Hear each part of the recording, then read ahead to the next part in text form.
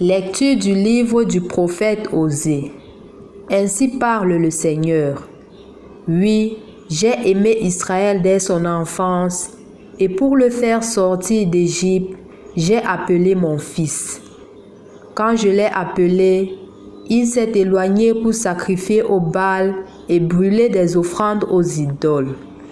C'est moi qui lui apprenais à marcher en le soutenant de mes bras, et il n'a pas compris que je venais à son secours.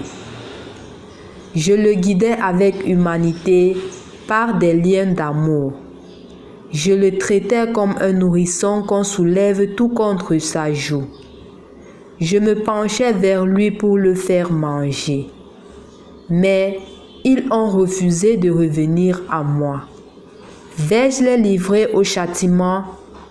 Non, mon cœur se retourne contre moi. En même temps, mes entrailles frémissent. Je n'agirai pas selon l'ardeur de ma colère. Je ne détruirai plus Israël, car moi, je suis Dieu et non pas homme. Au milieu de vous, je suis le Dieu saint, et je ne viens pas pour exterminer. Au nom du Père et du Fils et du Saint-Esprit. Amen. Loué soit Jésus-Christ. Nous continuons notre méditation sur le livre du prophète Osée. Et nous l'avions dit, toutes les prophéties qu'Osée a décriées pour son peuple, cela s'est réalisé. C'est en cela qu'il est considéré comme un vrai prophète. Mais aujourd'hui, il nous présente une situation qui, pour moi, m'a profondément touché. Les propos qui sortent de ce chapitre 11 d'Osée. Je t'invite de prendre un moment de silence et de lire.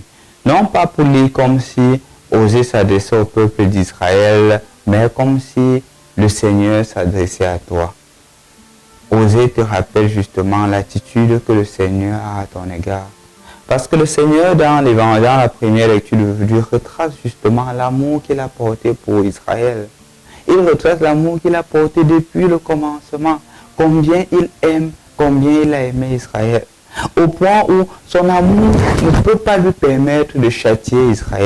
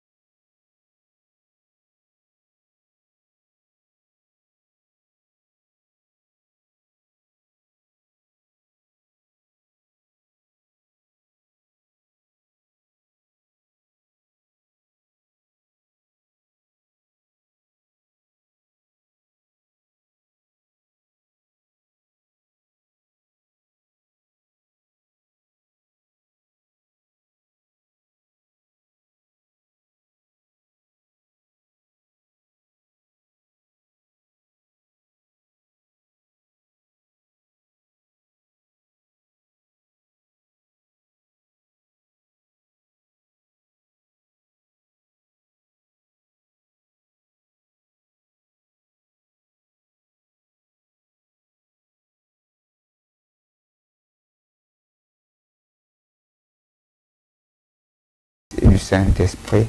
Amen.